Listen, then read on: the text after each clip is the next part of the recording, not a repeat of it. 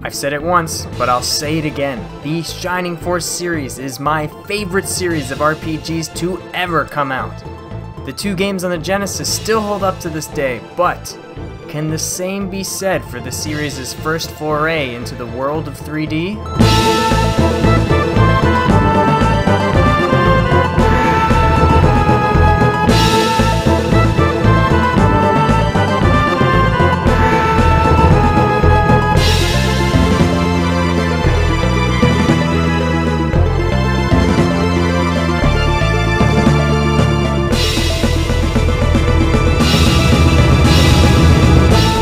Shining Force 3 was the ill-fated follow-up to Sega's Genesis masterpiece, Shining Force 2.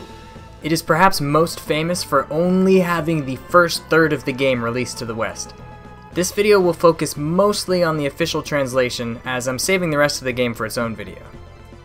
If you're somehow unfamiliar with the way Shining Force games work, they are strategy role-playing games, or SRPGs, where rather than having random battles with simple turn-based combat, each battle is its own handcrafted challenge for the player to overcome, taking control of an entire army, or more accurately, Shining Force, and making your way across the battlefield to further progress the plot and level up your troops. All Shining Force games before Shining Force 3 were 2D, top-down games that felt slightly reminiscent of a game of chess. Shining Force 3 brings this formula into the third dimension. You might be wondering how the controls are, given that this is a pretty early 3D game being played on a gamepad. Honestly, they're not that bad. L and R are used to rotate the camera and it moves pretty quickly to boot. While inspecting items or opening chests gave me occasional difficulty, I never once had an issue with the combat. Though you're given free movement, ultimately each map is made up of squares that your characters can stand on, and each time they move, they will snap into place when you decide to do an action. Other than that, most of the game is just menu navigation, it being an RPG and all, so there really isn't much to worry about in terms of controls. The graphics, well, there's definitely graphics. Character portraits are absolutely fantastic, but the Overworld Sprites and signature Shining Force battle scenes have taken a real hit, at least if you're looking at the game in the 21st century. While probably impressive at the time, they definitely do not hold up today. The overworld and towns are mostly made up of 3D polygons, but the characters are made from sprites.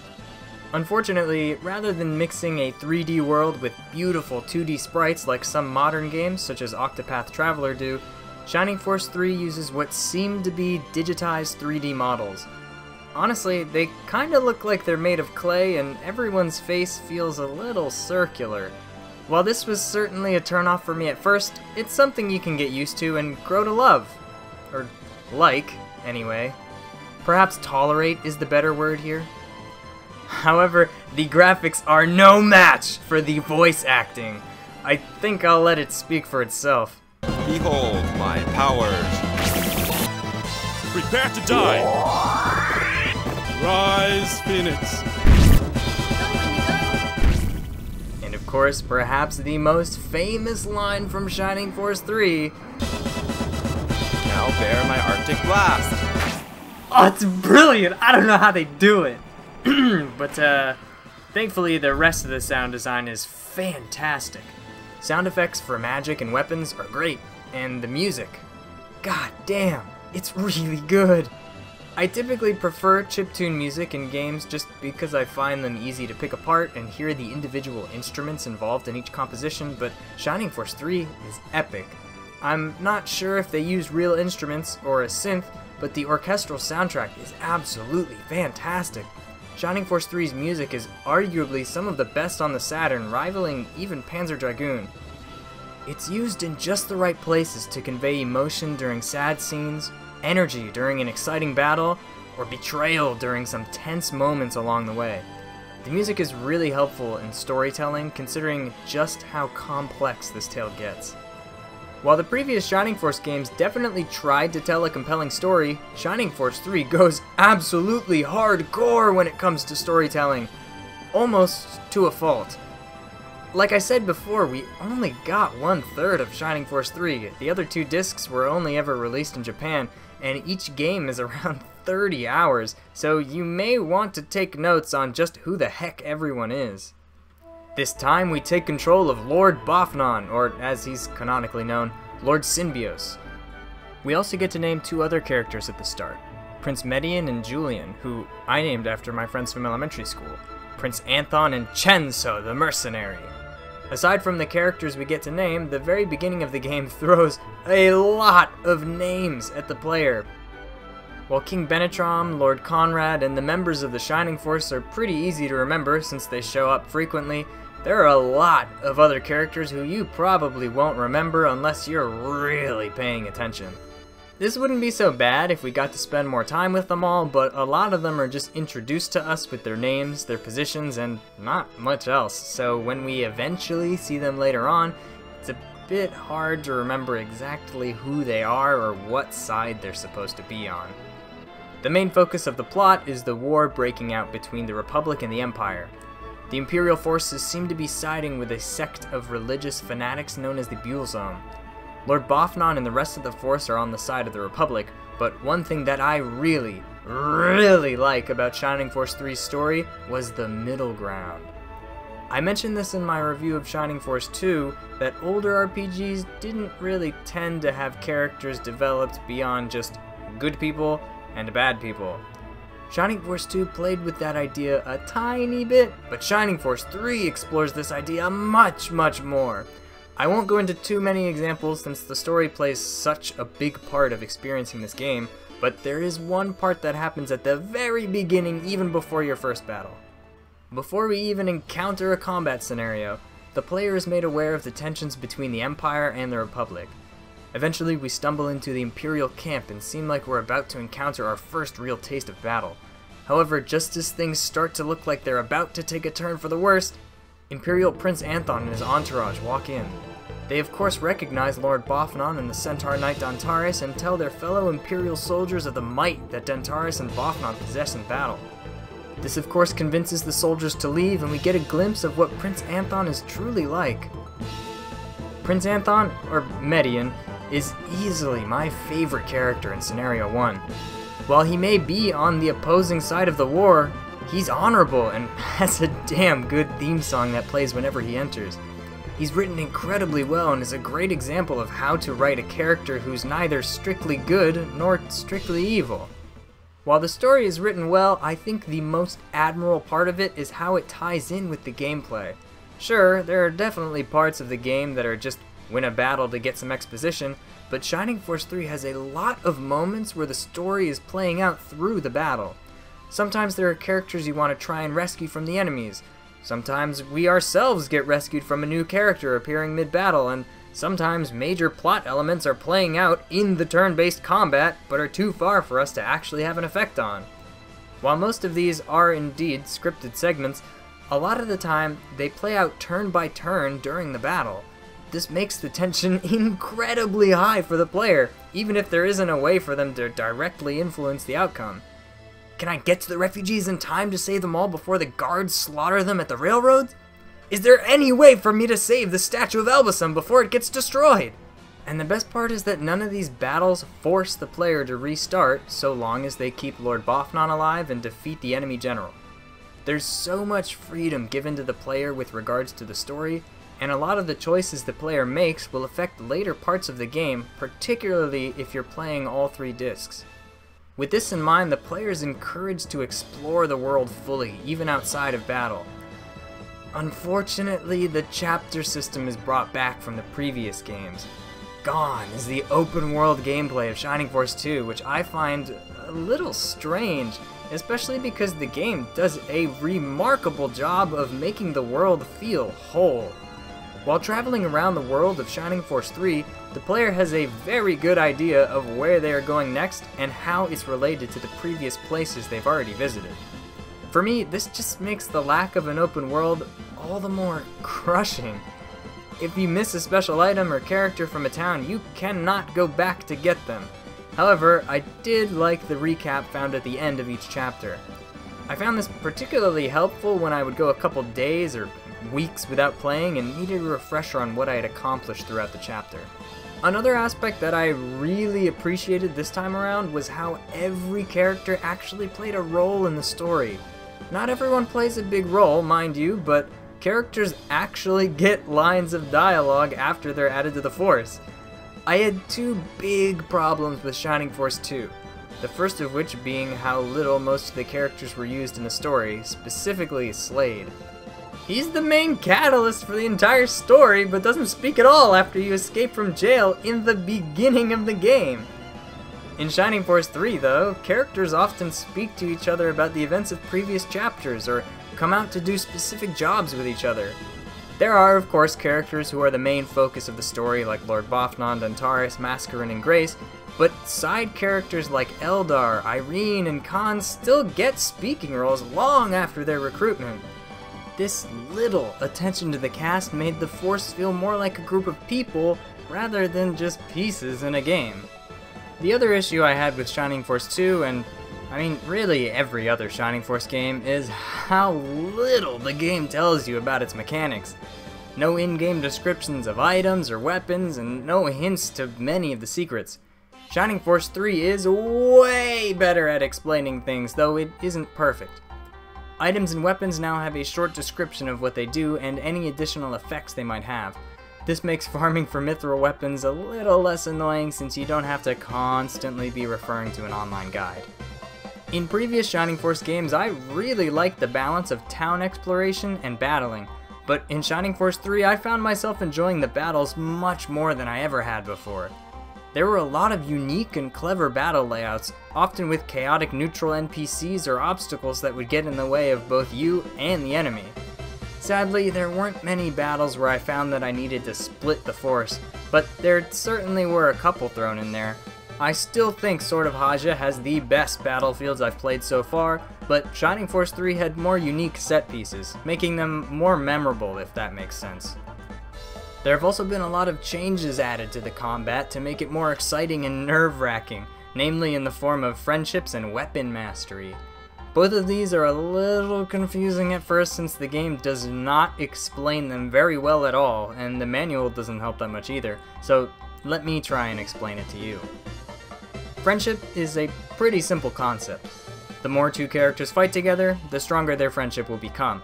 However, it's not just fighting near one another that increases friendship, rather it's landing consecutive hits on the same enemy.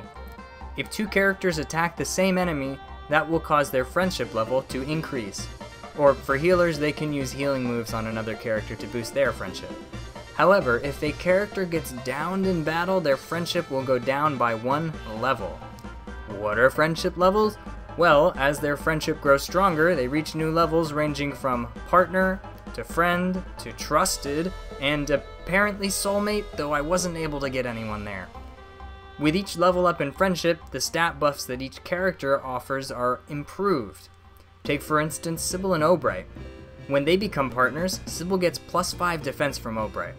When friends, she gets +7, and trusted, she gets +10. As you can see, these can make a really big difference in battle. Unfortunately, not all stat boosts are really all that great.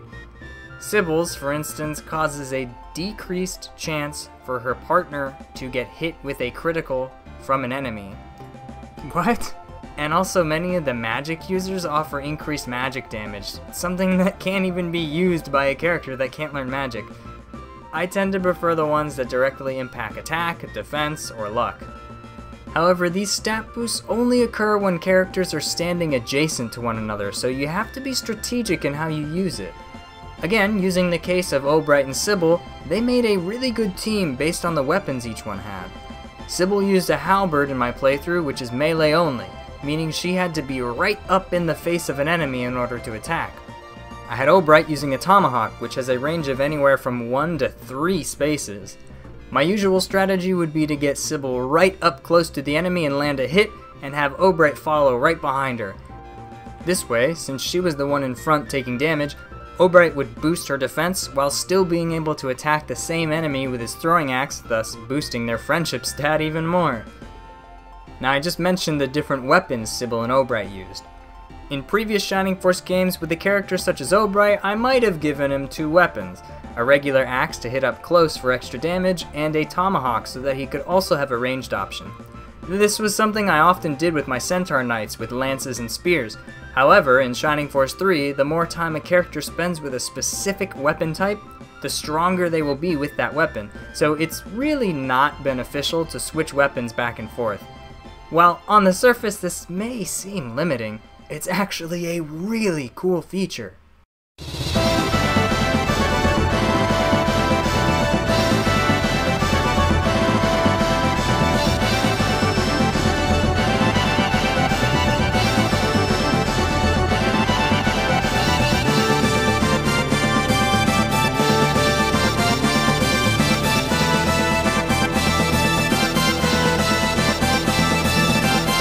Shining Force 3 adds a lot of different weapon types for each character. Rather than just a lance or a spear for Centaur Knights, there are now lances, spears, and halberds. Halberds and lances are both melee weapons but count as a different weapon type, meaning a character will learn different special moves depending on which weapon they're carrying. Each character can learn 3 special attacks from each weapon type. These special attacks occur randomly, but frequently, depending on the character's luck stat, and deal much more damage than a standard attack does. Some special mithril weapons even have their own special attacks built into them, or spells that the player learns when they're equipped with that weapon. For me, these are the bread and butter of Shining Force 3 combat. Being almost certain you're about to lose a battle right at the end, only to have your character bust out their strongest special move to finish off the boss is one of the most satisfying experiences you can have playing this game. However, it can go both ways. Enemies often know special moves as well and are definitely not afraid to use them on you. And special moves not only deal extra damage, but sometimes have side effects as well, such as causing illusion, poison, or confusion. Learning what enemies have which special moves is key to winning a battle, as you'll want to get rid of the ones with harmful side effects first to make the rest of the fight easier. Many weapons and items also have special effects if used during battle. Some weapons can have spell effects if used during combat, and some items can give AoE stat boost to friendly characters. Actually, using items and weapons is a little weird because you have to go into the equip menu, but once you figure it out, it's not an issue. Also, spells now scale with the level of the player, at least to some extent. I honestly have no idea how it works, but Mascarin was hitting enemies for like 10 damage at the beginning of the game with Blaze 1, and was hitting them for 40 at the end of the game with the same level 1 spell. Noon, however, never seemed to be able to do more than 25 damage with Freeze 1, so I'm definitely missing something here. Shining Force 3 also has a rock, paper, scissors damage system. For example, a swordsman will deal extra damage to an axe user, but a lance user will deal extra damage to a swordsman.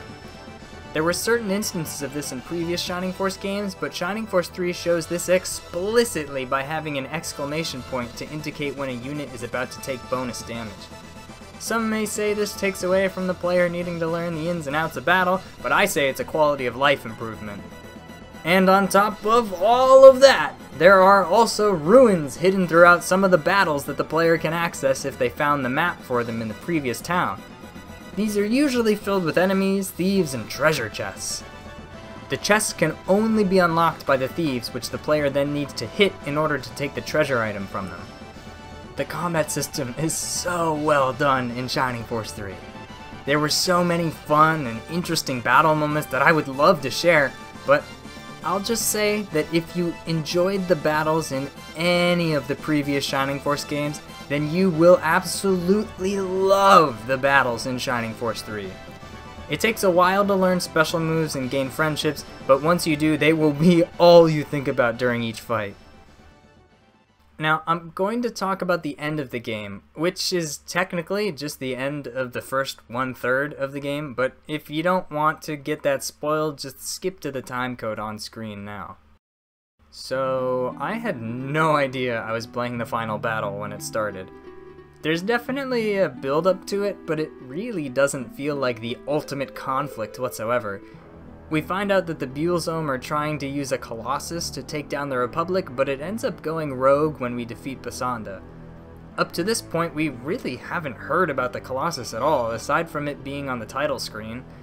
The main enemy we've heard about is Buellzome and other Vandals that we know exist only because of in-game dialogue. The battle is really two at once. The main fight with Lord Bofner taking place on the bridge with the Colossus, and the secondary one taking place at the dam. The battle at the dam uses characters that you've left out of your main force, so that means if you weren't leveling them up, you are going to have a really bad time. Unless you were training everyone equally, you're going to want to kick some heavy hitters out of your main party before this battle. You also have to make sure that Lord Bofner is right in front of the palace gates when you unleash the dam, or else you'll have to do the entire fight over again. The game tells you that you need to take cover, but I really had no idea where it wanted me to go, so I ended up having to do the whole fight over again, which was pretty annoying. Once you do that, you have to fight Prince Arent as the final battle, who I don't think we saw since the beginning of the game. There is no respite. You get healed, but anyone who fell during the previous fight or was in the dam battle will not be there to help you out. You've got to be pretty strategic and hopefully have the aura spell unlocked, or else it's going to be a pretty tough battle. Once you beat it, you get a cutscene where the Imperial Army is about to fight you and then the game ends. Wait, what? I would have lost my shit if I was playing this in 1998. Like, what? Is this the end? The end of the game is not a cliffhanger. When Shining Force 3 ends, you can tell the story is clearly not over, but the West never got to see an official release of Scenarios 2 and 3. Thankfully nowadays, we have the internet, and dedicated fans have patched an English translation of the latter two scenarios. At the recording of this video, I am just starting to get through these two games, but I'm also about to start graduate school. My hope is to be able to get through one scenario per semester to be able to get these videos out for y'all, and honestly for myself too. The Shining Force series is my favorite series of RPGs to date. While I acknowledge that games like Chrono Trigger and Final Fantasy may have been bigger successes and are incredible masterpieces in their own right, the Shining Force series has a charm to it that is uniquely Sega. My biggest hope is that someday Shining Force 3 will be available to play on literally any other platform outside of the Sega Saturn. It is such an immensely fun and addicting game that suffers from being left on a console that Sega themselves didn't even want in North America. Shining Force and Shining Force 2 are readily available to play on almost any system, even phones. If there were any Sega game from one of their old consoles that needed an HD remake, Shining Force 3 is that game. Update the graphics, but keep the sprites in a 3D world aesthetic. Widen the field of view to accommodate 16:9, and for the love of God, keep the voice acting! If we've learned anything from Castlevania Requiem, don't ever change bad voice acting. I'm Bofner, and thanks for watching. See ya!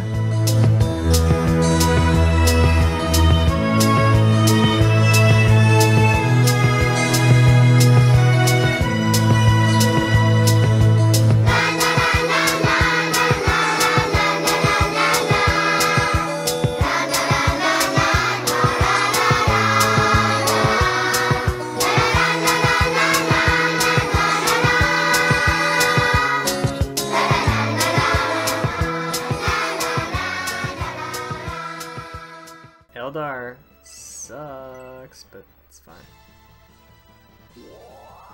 Oh no! Oh my god!